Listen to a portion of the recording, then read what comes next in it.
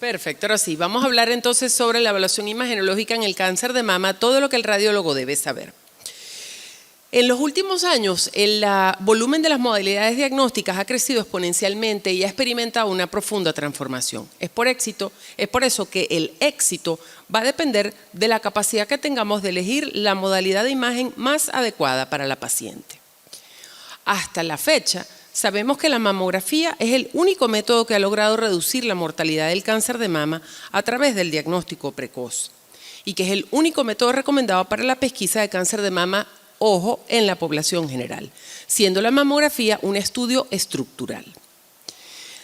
La sensibilidad de la mamografía es de aproximadamente un 75%. Sin embargo, esa es la capacidad que tiene el método para detectar una alteración. Está limitada por la densidad del tejido, así como por la complejidad de la textura, pudiendo bajar esa sensibilidad menor de un 50% en pacientes con mamas densas.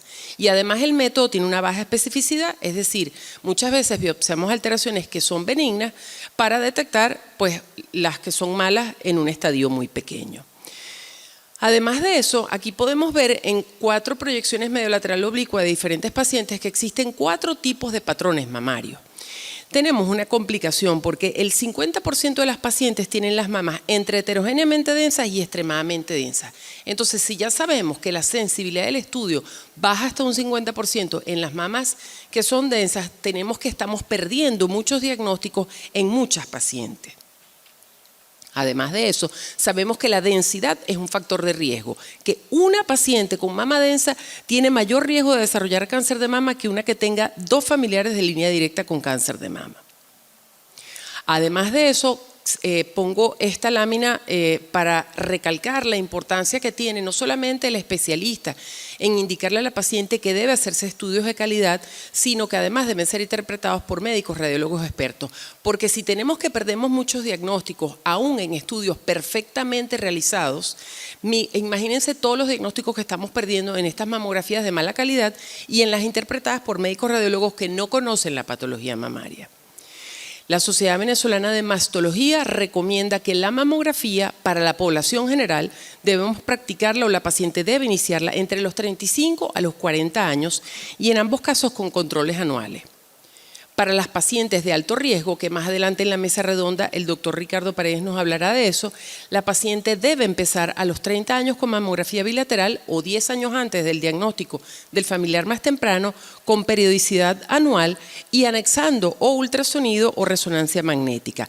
Para este grupo de pacientes existe consenso tanto del Colegio Americano de Radiología, de la Sociedad Americana de Cáncer y la Sociedad Venezolana de Mastología de cómo debe ser el inicio.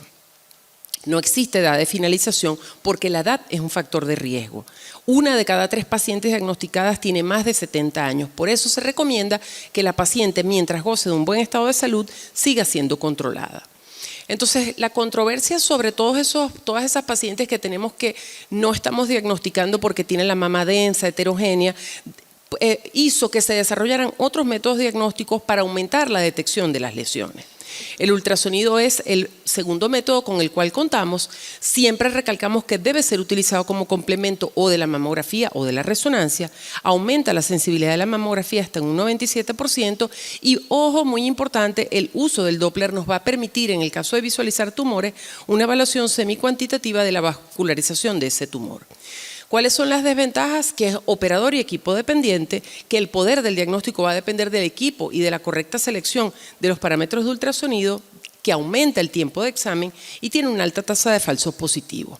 Ustedes dirán, bueno, pero el equipo, sí es muy importante que sea bueno, que tenga buena resolución. Obviamente que sí. Aquí tenemos el mismo paciente realizado en 2 máquinas diferentes. Fíjense que en la imagen inferior tenemos perfecto contraste y podemos delimitar bien la alteración, y en la imagen superior se confunde mucho con el tejido. La lesión es muy difícil de visualizar. Igual ustedes me dirán, pero ¿qué importa? Eso es un nódulo benigno. Pues no, este paciente era un paciente masculino y esta lesión fue un carcinoma ductal in situ. Entonces, ¿es importante el equipo? Sí, es importante para un diagnóstico temprano, que es lo que nosotros buscamos.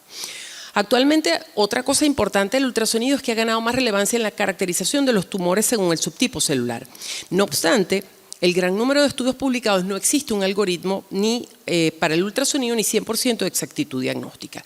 Entonces, ¿qué quiere decir o por qué esto es importante? Porque fíjense que los tumores de bajo grado, es decir, los luminales A, son los tumores que son más fáciles de ver en ultrasonido. Tienen sombra acústica, tienen halo ecogénico, son de margen irregular, pero ojo, estos son los de bajo grado. Los tumores de alto grado, HER2 positivo y triple negativo, fíjense que son masas definidas, incluso el triple negativo tiene reforzamiento acústico posterior y el radiólogo tiene que tener experiencia y tiene que estar atento a la correlación entre la mamografía y el hallazgo, pues si existe un hallazgo clínico palpable o no, para diagnosticar estas lesiones.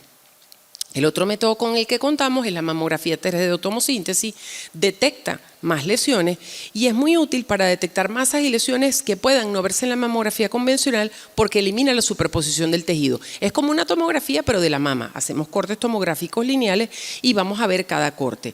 Y es particularmente sensible para evaluar áreas de distorsión y masas espiculares. Y en los países donde hay pesquisa disminuye la tasa de segundos llamados.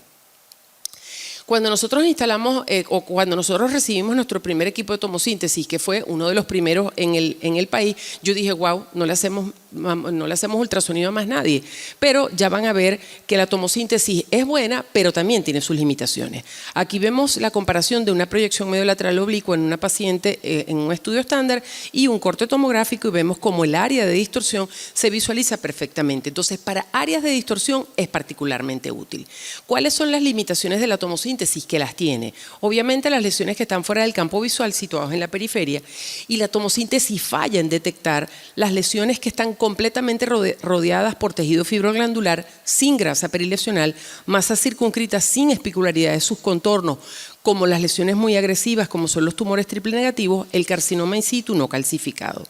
Aquí tenemos un ejemplo de una paciente que tiene un estudio 2D, una mediolateral oblicua, tenemos uno de los cortes tomográficos, la tomosíntesis totalmente normal, y esta paciente tenía una masa palpable de reciente aparición. También ustedes me dirán, bueno, Ana María, pero eso es una lesión de aspecto benigno, ovoidea de margen circunscrito. Esta lesión fue biopsiada y después operada, y eso fue un tumor triple negativo. Y la tomosíntesis fue totalmente normal. Entonces, la sensibilidad de la tomosíntesis es baja, entre un 30 y un 40% para los tumores de crecimiento rápido, no espiculados como los triple negativos, propensos a desarrollarse en pacientes de alto riesgo con mamas densas, y no está claro si la tomosíntesis podrá tener un impacto en la mortalidad del cáncer de mama. El otro estudio que contamos, ya estos son estudios funcionales, la resonancia con contraste, cuando se publica este trabajo en el año 2007 por la Sociedad Americana de Cáncer, esto constituyó un gran avance en la imagenología mamaria basado en los 6 estudios prospectivos que se hicieron y basado en la evidencia de que las pacientes de alto riesgo se benefician del uso de la resonancia. La resonancia tiene una sensibilidad altísima comparada con la mamografía y con el ultrasonido y detecta 4 veces más lesiones que la mamografía. Y miren esto que es súper importante. Al comparar con la mamografía, detecta lesiones que son de más grado y más invasivas, lo cual es muy bueno para la paciente. ¿Por qué vamos a ver las lesiones? Porque bueno, los tumores producen angiogénesis. Ese contraste cuando se administra por vía endovenosa, se extravasa el espacio intracelular y podemos ver las lesiones. El problema de la resonancia es la especificidad, que no todas las lesiones que captan contraste son malignas. Sin embargo, la captación de resonancia, la capacidad de la resonancia para evaluar los parámetros de captación y lavado de contraste lo convierten en uno de los métodos de imagen con mayor rendimiento en el diagnóstico de la patología mamaria. Y es muy importante, no está afectado por la densidad del tejido mamario. Aquí tenemos un ejemplo de una paciente con un antecedente de un cáncer de mama operada en el cuadrante superexterno de la mama derecha.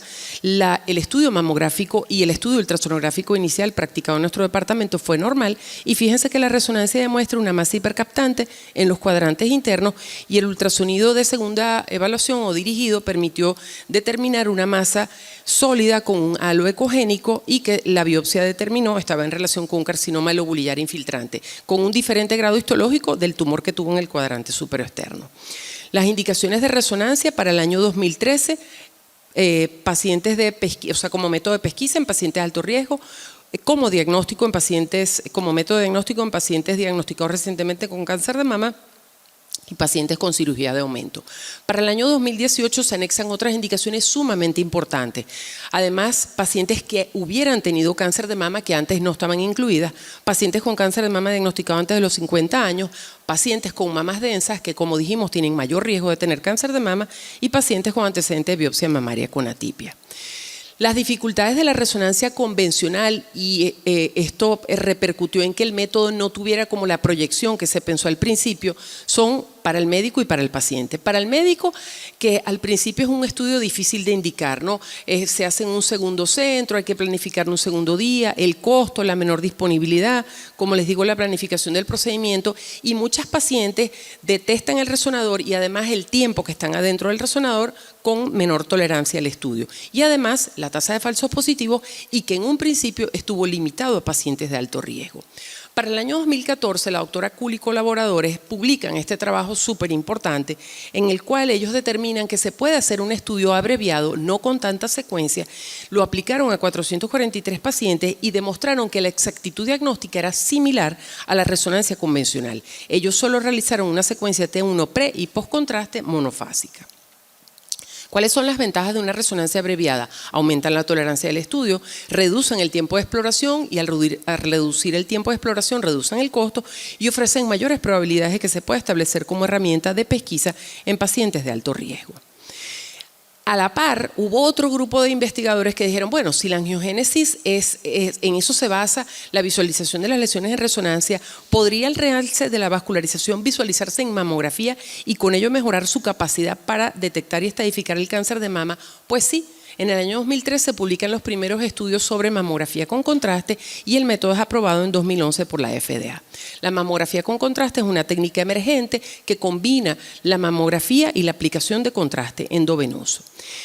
Allí se obtienen imágenes de baja y de alta energía. Las imágenes de baja energía se parecen a las de la mamografía y las de alta energía se hace una sustracción del tejido y se visualizan las áreas de realce. La sensibilidad de la mamografía con contraste es muy alta, es similar a la de la resonancia y la especificidad es un poquito mayor, lo que lo convierte, como les dije, en un excelente método para evaluar la mama. Las indicaciones son similares a las de la resonancia, como complemento de la mamografía, pacientes con moderado riesgo, sin hallazgo de sospecha pero con mama densa, evaluación de extensión de enfermedad y respuesta a la neoadyuvancia. Y, ojo, es particularmente útil en las pacientes que tengan contraindicación a la resonancia. El tiempo de estudio, ¿cuáles son las ventajas? El tiempo de estudio es corto, es mejor tolerado por la paciente, en Estados Unidos y en Europa tiene menor costo que la resonancia, aquí en nuestro país la resonancia abreviada en nuestro departamento y una mamografía con contraste tienen costos similares. En mamografía con contraste se visualizan calcificaciones y las desventajas son las reacciones adversas al yodo que son mayores que con el gadolinio. Aunque la dosis de radiación de la mamografía con contraste se encuentra dentro de los límites permitidos, si uno pensara en el futuro que la mamografía con contraste se puede utilizar como método de pesquisa, aquí tenemos que tener cuidado porque esa dosis de radiación se la vamos a estar aplicando a pacientes sanas. Cuando tenemos una paciente con cáncer de mama, el riesgo asociado a la radiación es superado por los beneficios potenciales del método. Entonces, la utilidad de la mamografía con contraste deberá ser establecida más adelante con estudios prospectivos. Las ventajas de la resonancia, altamente sensible cuando lo comparamos con la mamografía con contraste y nos permite realizar adquisiciones multiplanares e imágenes multisecuenciales y con ello una mejor caracterización de la lesión. Las desventajas de la resonancia convencional, mayor tiempo de procesamiento de las imágenes con un tiempo de interpretación más largo por parte del radiólogo. Existen otros métodos que debido a sus desafíos y complejidades no han logrado desarrollarse adecuadamente, no los voy a nombrar para no perder tiempo, que ya nada más me queda un minuto y estoy perfecta. Y en las conclusiones decirles que el uso simultáneo de las capacidades de cada técnica de imagen y su combinación pueden mejorar la detección del cáncer de mama, pero es necesario seguir la metodología diagnóstica y en su orden. La evaluación de las pacientes de alto riesgo debe incluir o mamografía con contraste o resonancia. Cuando comparamos ambos métodos, la resonancia tiene un mejor perfil de seguridad y tiene un rendimiento diagnóstico superior en comparación con la mamografía con contraste, pero ojo, la mamografía con contraste se está acercando.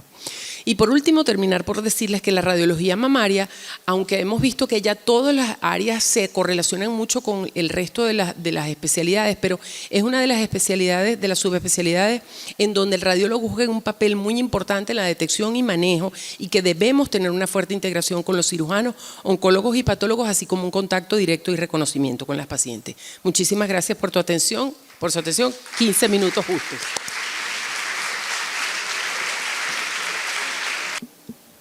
A continuación vamos a hablarles de resonancia magnética de mama en el carcinoma ductal in situ.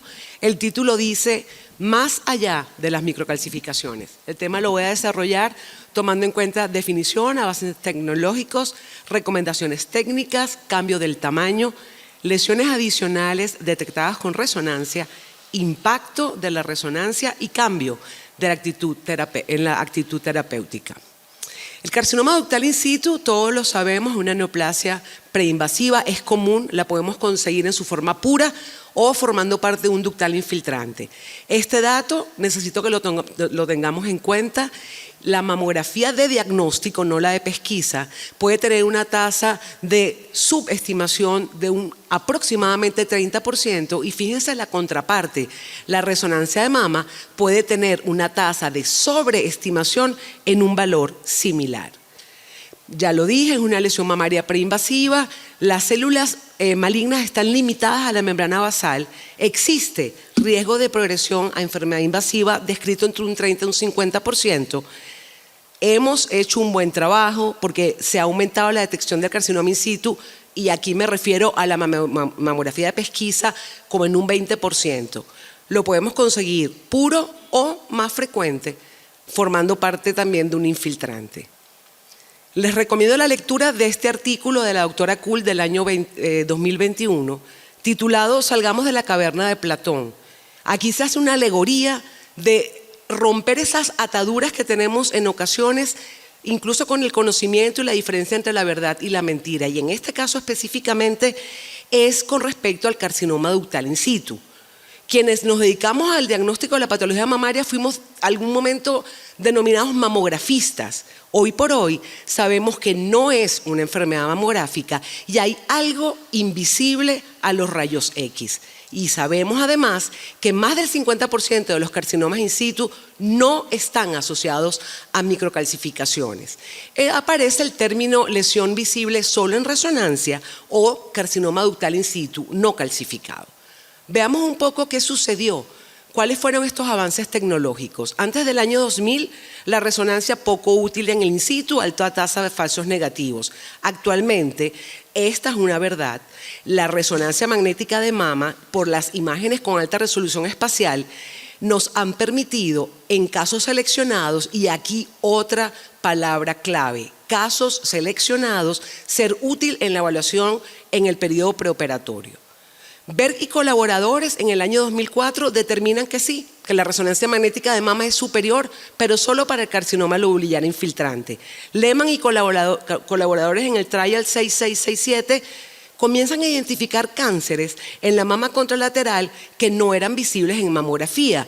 Hasta un 40% de estos cánceres eran ductales in situ puro. El año 2007 fue un año importante para la resonancia de mama. Kuhl y colaboradores hacen otra observación. Consiguen carcinoma ductales in situ, pero no son de bajo grado. Janssen explica desde el punto de vista fisiopatológico en el año 2009 que si no estamos viendo microcalcificaciones, ¿por qué estamos viendo alteración? Porque el gadolíneo se difunde hacia el espacio periductal, allí se liberan factores proangiogénicos y prolinfangiogénicos que aumentan con el grado nuclear. Otra consideración siempre a tomar en cuenta, carcinoma in situ de alto grado. Se liberan proteasas, se produce un aumento de la permeabilidad a nivel de la pared del ducto y aparece entonces que la sensibilidad de la resonancia es mayor para los carcinomas in situ de alto grado y tipo comedociano. Un hallazgo inesperado para el momento. La sensibilidad de la resonancia, aún en el in situ, es mayor que la mamografía y sabemos que de la ecografía. Y empieza a salir data que dice, pero además, en el carcinoma ductal in situ de alto grado, esta sensibilidad está en el orden de un 98%. El estudio multicéntrico del International Breast MRI Consortium dice, si además vamos a incluir la curva tipo 2 y además vamos a incluir una característica morfológica en resonancia, que es la zona de realce no masa, es allí en donde la sensibilidad de la resonancia incrementa. Desde el año 2013 a 2023, ya nos lo explicó Ana María, comenzamos a hacer estudios de resonancia diagnósticos en cáncer de mama, comenzamos a ver otras alteraciones que son in situ, no calcificado. Además, hacemos pesquisa en pacientes de alto riesgo. El BIRAC de resonancia se actualiza y se incluyen nuevos conceptos: foco versus masa, realce parenquimatoso basal y zona de realce no masa. Para el año 2022 no hay dudas del valor de la resonancia en la caracterización de las lesiones, tamaño del tumor, determinación del estadio preoperatorio del tumor, componente invasivo asociado al in situ, planificación quirúrgica cuando exista la necesidad de una información adicional y se quiera determinar si hay multifocalidad o multicentricidad. Pero así es la ciencia médica, dos caras de una misma moneda. El American College of Radiology dice para el año 2003 recientemente que no hay duda que la resonancia de mama preoperatoria es el método con mayor sensibilidad. Sin embargo, el NCCN dice no, el papel de la resonancia en el manejo del in situ no está claro. Es verdad que el 98% de la sensibilidad es del 98% en el in situ de alto grado, pero no se ha demostrado, que es lo que tenemos que tratar de aportarle a nuestras pacientes, que si vemos este tipo de tumores, eso no parece impactar la conversión de mastectomía en pacientes con in situ. Sin embargo, yo sí debo decir que estoy de acuerdo en estas dos últimas afirmaciones. Las decisiones quirúrgicas no deben basarse exclusivamente en resonancia y los hallazgos, y aquí esto es muy importante, deben verificarse histológicamente mediante biopsia.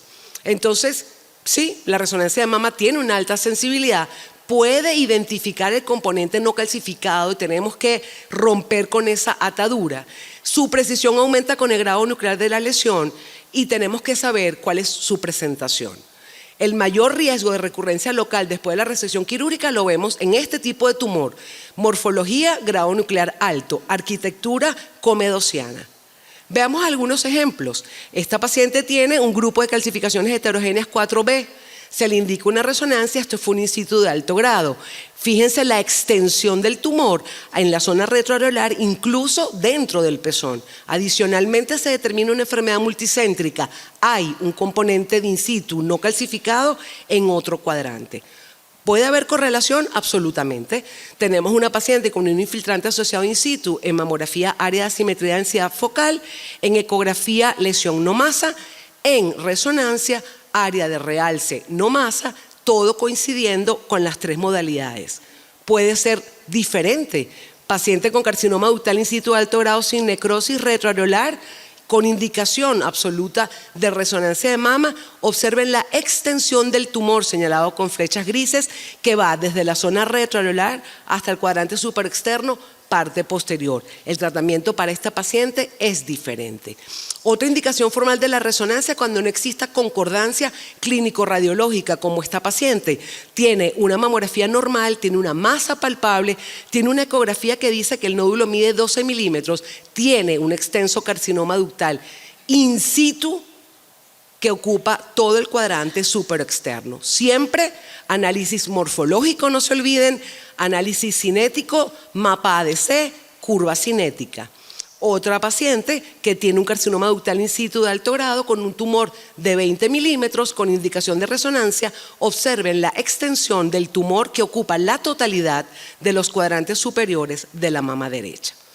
Puede haber correlación a veces con la ecografía más que con la mamografía, dependiendo si es una lesión no masa, como en este caso. Sin embargo, en este caso específicamente la resonancia vio en coincidencia con la ecografía una de las zonas de realce. Sin embargo, la resonancia permitió demostrar una imagen de iguales características que también fue confirmada histológicamente en relación con enfermedad multicéntrica. Paciente de 49 años con carcinoma ductal infiltrante representado con un in situ asociado con calcificaciones heterogéneas, nódulo sólido asociado a calcificaciones, perfecta correlación entre ecografía y resonancia y no con mamografía.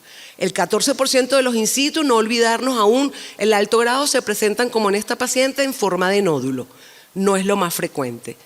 El diagnóstico estará, como en todos los métodos de imágenes, relacionado con la calidad de las imágenes, la experiencia del médico radiólogo y muy, muy importante, la integración.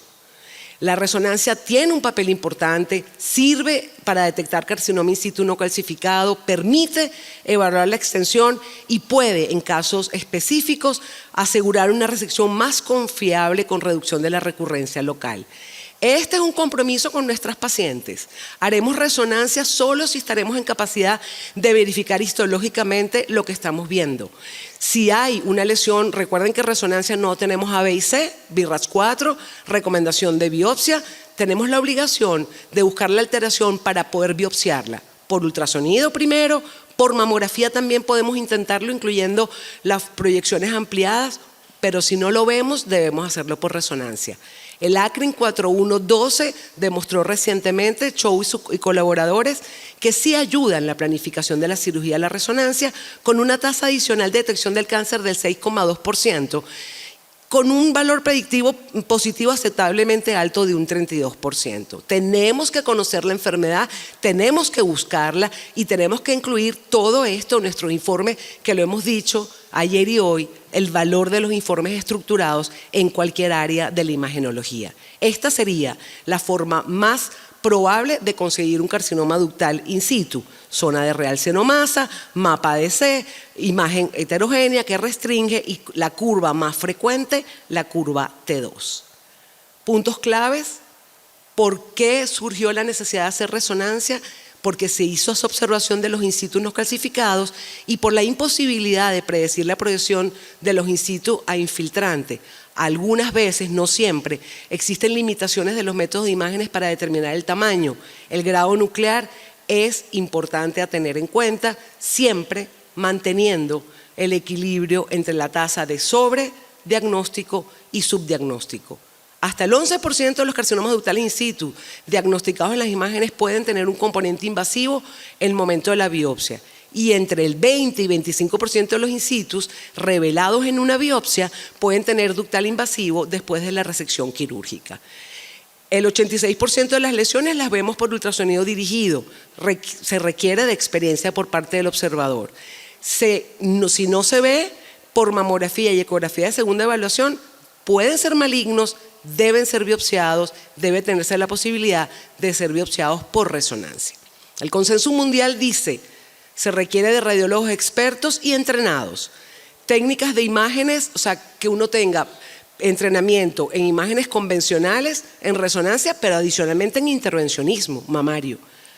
Plan de tratamiento se cambiará solo con documentación histológica. Como dice Hipócrates, primum non nocere, lo importante es no hacer daño. Se requiere de un mapa radiológico detallado, interrelacionar los diferentes componentes del tumor, biopsiar, poder colocar un clip, marcaciones posteriores. El comité multidisciplinario deberá sentarse en el pre y en el postoperatorio, conformado principalmente por el cirujano, el médico radiólogo y el patólogo. Para terminar, la medicina es una ciencia en constante movimiento y en evolución. Quizás el primer paso no te lleve a donde quieres ir, pero seguro te saca de donde estás. Muchas gracias.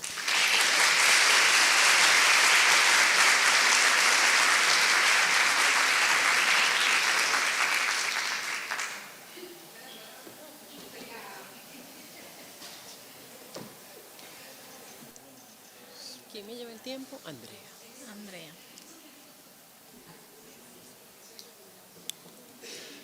Excelente la conferencia de Analisa, como siempre, y bueno, todas las conferencias. Para terminar el ciclo de conferencias médicas, porque ahora más tarde tenemos la de los técnicos, bueno, viene la mesa redonda, vamos a hablar sobre implantes mamarios, cómo evitar los errores diagnósticos. No es una conferencia como todas las que hemos visto esta mañana, con paper, publicaciones ni nada, sino simplemente quiero darles tips, porque con mucha frecuencia recibimos ultrasonidos con estudios practicados en otro centro, con diagnósticos de ruptura que no son ruptura, entonces quiero darles ciertos tips y nunca más nunca se van a equivocar, si alguna vez se equivocaron, espero que nunca lo hayan hecho. Ok, entonces, perfecto, empiezo mi... Se estima que entre 5 a 10 millones de mujeres en el mundo tienen implantes mamarios y es una de las cirugías más frecuentes. En los últimos años ha aumentado la colocación de implantes a nivel mundial, 80% con fines estéticos y 20% como cirugía reconstructiva posterior a cáncer de mama. La mamografía es el examen más común, todas las pacientes van a hacerse su mamografía porque les toca, pero detectar rupturas intracapsulares en mamografía es complicado. Es más fácil ver el silicón extracapsular. Sin embargo, quienes han pasado por el departamento pueden ver que, o habrán podido observar que podemos ver cambios en la densidad, signo del doble halo, y si uno los busca, sí puede encontrar signos de ruptura intracapsular, pero hay que tener el ojo fino. En nuestro departamento, si una paciente llega y dice que tiene sospecha de ruptura de implante, generalmente la pasamos primero al ultrasonido, porque puede ser que la paciente diga que cuando le hicieron el estudio mamográfico se rompió el implante. En este caso vemos como una paciente con unos implantes tiene contenido denso adyacente al implante y eso estuvo en relación con un antecedente de una ruptura previa. ¿Cuál es el método de elección para evaluar los implantes mamarios? El estudio de elección es la resonancia magnética de mamas sin contraste. Tiene una sensibilidad altísima del 74 al 100% y con una especificidad variable. Sin embargo, lo vemos todos los días, la herramienta de diagnóstico más utilizada es el ultrasonido. ¿Por qué? Bueno, porque tiene bajo costo, porque tiene una alta disponibilidad, es más difícil conseguir un resonador, pero las desventajas, como dijimos anteriormente, es un estudio operador dependiente y aquí es donde quiero que aprendan bastante y se lleven todos los tips. Tiene baja reproducibilidad y nos quita más tiempo. Las recomendaciones de la FDA para el 2016 para la evaluación de los implantes es que 3 años posterior a la colocación de implantes de silicón, la paciente debe practicarse o un ultrasonido o una resonancia, con controles cada 2 años. Sin embargo, eso cambió en el año 2020 y para el año 2020 se dice que 5 a 6 años posterior a la cirugía, la paciente debe practicarse o un ultrasonido o una resonancia con controles cada 2 años. El Colegio Americano de Radiología, por su parte, como les dije anteriormente, en el año 2013 indicó o incluyó en sus recomendaciones que la paciente con implante debe evaluarse con resonancia magnética. Entonces, el médico radiólogo debe estar familiarizado con los diferentes tipos de implantes y debe de tener conocimiento de la historia clínica, de qué tipo de implante tiene. Eso es para que el radiólogo pueda interpretar adecuadamente los estudios de imágenes, porque ya vamos a ver más adelante que es complicado. Existen diferentes tipos de implantes, pueden ser de silicón y dentro del silicón tenemos lisos texturizados con capa de poliuretano, tenemos de único lumen, de doble lumen, de múltiples lúmenes, salinos o combinación de salino y de silicón y los implantes de tipo expansor. Y dependiendo de dónde estén ubicados, las localizaciones más frecuentes son subglandular o prepectoral y submuscular o retropectoral. Los subfaciales y los mixtos se utilizan menos o los vemos menos. En la paciente con implantes que están prepectorales o de localización subglandular, perdemos la visualización de entre el 39 al 49% del tejido mamario. Es demasiado. Para nosotros los radiólogos es mejor que el implante esté de localización retropectoral y allí perdemos solo entre el 9 al 28% de la visualización del tejido. En los protocolos para evaluar la resonancia, el protocolo de resonancia para evaluar implantes tenemos las secuencias en donde el implante se ve blanco y en donde el implante se ve negro. Obviamente las secuencias donde el implante se ve blanco es más fácil ver la ruptura. ¿Okay? Cada departamento pues determina con qué protocolo quiere trabajar. Si nosotros tenemos una paciente que además de tener una sospecha de ruptura, tiene una mama heterogéneamente densa, tiene un hallazgo mamográfico dudoso, a esta paciente podemos indicarle contraste, ¿ok? Porque nos va a ayudar y vamos a matar 2 pájaros de un tiro. Vamos a ver el implante y vamos a caracterizar alguna lesión que tenga en la mama. El diagnóstico de ruptura es una consulta frecuente, pero es un desafío diagnóstico porque muchas de las pacientes son asintomáticas. Hay diferentes factores para su ocurrencia, pueden relacionarse con el tipo de incisión, con la paciente, con la localización, con la edad del implante, obvio no de la paciente, o tipo de implante, año de inserción y marca.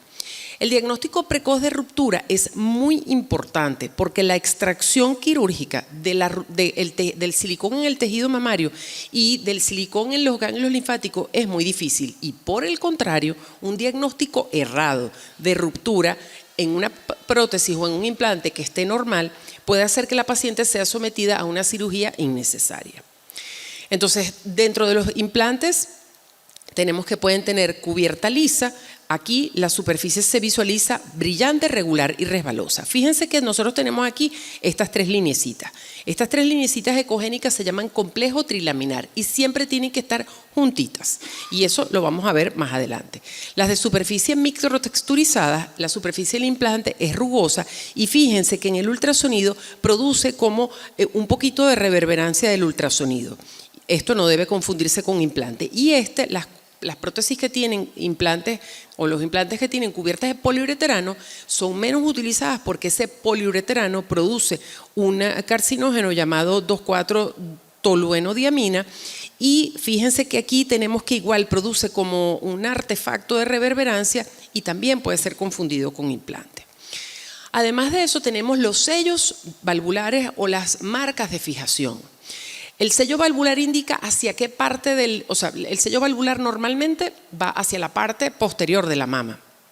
Entonces, en ocasiones vemos que pacientes con rotaciones del implante están reportados los ultrasonidos como si la paciente tuviera una ruptura. Pero tenemos que estar atentos porque siempre hay que hacer el estudio comparativo y ver si verdaderamente o quizás el sello valvular se lo colocaron anterior. Entonces siempre hay que hacer el estudio comparativo para ver si el sello valvular está anterior y si hubo rotación. También tenemos las marcas de fijación. Esto, que es una marca de fijación redondeada, no debe ser confundido con una masa intracapsular. ¿Okay? Simplemente la marca de fijación es anterior si están los dos implantes. Si un implante lo tiene anterior y el otro posterior, es que hubo una rotación. Y de igual manera, esto es una marca de fijación anterior lineal y no debe ser confundido con ruptura. Entonces, aquí tenemos en este caso las flechas amarillas señalan la valva de fijación. Fíjense que como este implante izquierdo perdió su morfología, esta parte, este diámetro longitudinal máximo que normalmente está hacia el tórax, está en situación anterior y la valva de fijación está en sentido anterior. Entonces aquí decimos que este implante está rotado y no roto. Y de igual manera, esta válvula de llenado en este implante tenemos que estar asimétrico con el lado contralateral y eso quiere decir que este implante está rotado. Es muy importante interrogar al paciente y saber qué tipo de implante tiene porque fíjense que podemos tener implantes de doble lumen. Y estos doble lumen pueden tener un compartimiento externo de solución salina e interno de silicona. El interno de silicona también puede romperse, eso puede pasar. Entonces tenemos que estar muy atentos al interrogatorio que le vamos a hacer al paciente. También conocer el aspecto de los expansores que son utilizados en reconstrucción mamaria, que algunos tienen doble compartimiento. Entonces siempre hay que interrogar al paciente si le pusieron algún implante de doble lumen o un expansor. Cuando comenzaron los expansores de Becker, estos expansores no son compatibles con el resonador. El paciente no debe entrar en el resonador. Pero nosotros logramos, cuando empezamos a trabajar o se empezaron a colocar estos expansores, no lo sabíamos y por lo menos 2 o 3 pacientes entraron al resonador. Esto produce un artefacto terrible que no permite visualizar la mama, pero eso es lo de menos, porque verdaderamente el artefacto uno está buscando quizás la mama contraria, pero el problema es que se calienta la mama y puede haber movimiento de la válvula de llenado. Entonces, estos pacientes, interrogarlos, no deben entrar en el resonador. Recientemente existen unos implantes llamados Motiva que tienen unos chip trazadores, porque entonces uno le pregunta al paciente, ¿qué implante te pusieron? Ay, no sé. ¿Y dónde está la tarjetica? Ay, se me perdió. Entonces, este chip trazador guarda toda la información del implante, pero produce un artefacto. Si el artefacto está hacia la parte posterior, que es donde normalmente va, pues no pasa nada, porque lo que estamos perdiendo o el artefacto lo produce hacia el pectoral.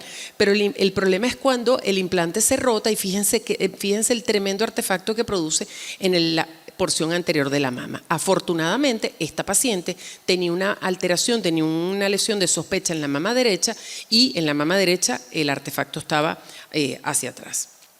La cápsula fibrosa se forma una vez que se coloca el implante porque, bueno, como una reacción inmunológica, el organismo crea esa cápsula que separa el implante del organismo. En casos normales, la cápsula fibrosa es delgada y debe ser móvil. Cuando esa cápsula se restringe y se forma lo que llamamos la contractura capsular, ¿verdad? La prótesis se torna redonda, y aumenta la consistencia y la ecogenicidad de la cápsula, pudiendo producir ondulación del contorno anterior de la prótesis, así como líquido periprotésico. En resonancia vamos a ver cómo se deforma el implante. Esto puede estar asociado a dolor o frecuentemente asociado a dolor y muchas veces sucede en pacientes sometidos a radioterapia. Fíjense que aquí también puede haber un poco de realce de la cápsula y eso tiene que ver con la contractura capsular. Los pliegues radiales, no confundirlos con ruptura, siempre deben originarse en la superficie del implante, ¿verdad? Y aquí tenemos cómo estos pliegues radiales son normales y en la mama, en el implante contrario, hay signos de ruptura que ya veremos más adelante. ¿Cómo diferenciar un pliegue radial de un linguini? Por este artefacto que se llama Chemical Shift. Búsquenlo, encuéntrenlo y nunca se van a confundir. Cuando ustedes ven la imagen hipointensa del pliegue, siempre le tienen que ver al ladito un caminito blanco, otra linecita blanquita.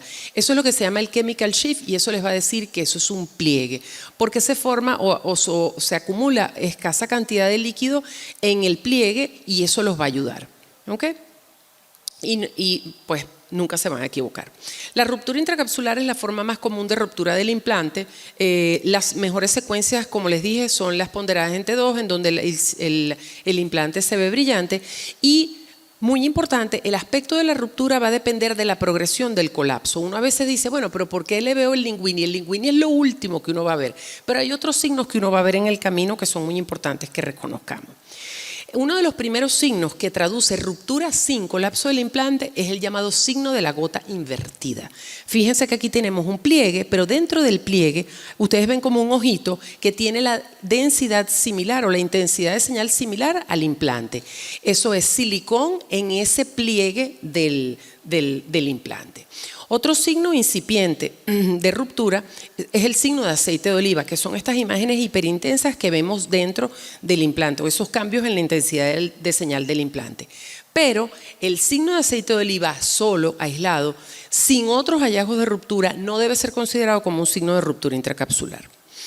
El signo de la línea subcapsular traduce ya ruptura con colapso del implante. Fíjense que aquí las líneas que yo les dije, la línea trilaminar, que son esas tres lineecitas juntas, ya esas líneas se separan, fíjense cómo aquí están separadas y hay contenido ecogénico entre las líneas. Y eso traduce, como les digo, ruptura con colapso. Tenemos otro signo de ruptura, es el signo de la escalera, son estas bandas ecogénicas y ese signo de la escalera es lo que es en resonancia el signo de linguini donde ya hay colapso del implante. Existen falsas rupturas intracapsulares. Cuando un implante es muy viejo, nosotros podemos ver que tiene impurezas o contenido ecogénico en su interior. Si nosotros vemos eso bilateral y no vemos otro signo, no vemos signo de la línea subcapsular, entonces no lo reporten como una ruptura. Y si tienen dudas, sugieran una resonancia.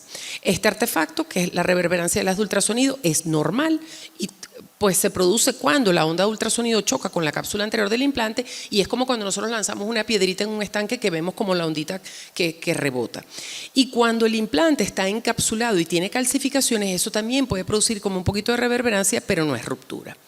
La ruptura extracapsular se define como el silicón que está libre por fuera del implante y por fuera de la cápsula fibrosa. Si la paciente cuando le pusieron el implante, la cápsula no es completa, entonces al romperse ese silicón va a migrar al espacio o va a migrar al tejido mamario. Ese silicón es rápidamente recubierto por una respuesta inflamatoria que conduce a la formación de un granuloma de silicón y a veces en resonancia puede ser difícil de diagnosticar. Cuando ustedes vean esto, siempre tienen que ver cómo está el implante actual, porque esta paciente, por ejemplo, tiene un antecedente de una ruptura de una prótesis vieja, pero la prótesis actual es normal. Entonces, es muy, muy importante que ustedes reporten que la prótesis actual es normal, pero que el silicón que ven en extracapsular tiene que ver con una ruptura anterior, para que no le vayan a cambiar ese implante. Ya finalizando la inyección de biopolímero, eso no está aprobado, sin embargo todavía lo vemos. El método de elección para evaluar a estas pacientes de la resonancia magnética, fíjense cómo tiene múltiples imágenes hiperintensas en el T1, hipointensas en el T2 y este es el dinámico con color en donde vemos que no hay ningún área de realce anómalo. El llamado Hellbleed, que es cuando vemos ganglios infiltrados por silicón, pero con un implante normal, es más que la difusión de las micropartículas a través de una cápsula intacta de un implante. Y es un fenómeno relacionado con la afinidad química, me terminó el tiempo, con la cápsula, con la capa exterior del elastómero de silicón y el gel que lo contiene. Esto es un diagnóstico de exclusión. Vuelvo y repito, aquí tienen que preguntar si la paciente tuvo un antecedente de una ruptura anterior. Si no la tuvo y la prótesis actual está normal, entonces uno dice que es Hellbleed. Y por último, esta sí es la última, el linfoma anaplásico de la mama, aunque es muy raro. ¿Cuándo van a sospechar del linfoma? Cuando tengan un seroma tardío, sin antecedentes de traumatismo o infección y que la paciente tenga más de un año de la colocación del implante. Para concluir, gran número de pacientes son portadoras de implantes. El radiólogo debe estar familiarizado con el aspecto normal y anormal de los implantes. El ultrasonido es la herramienta diagnóstica más utilizada en pacientes con sospecha de ruptura debido al bajo costo, la alta disponibilidad y la ausencia de radiación, pero saber que desde el 2013 está aceptado el uso de la resonancia siempre que tengan duda o sospechen ruptura. Muchísimas gracias por su atención.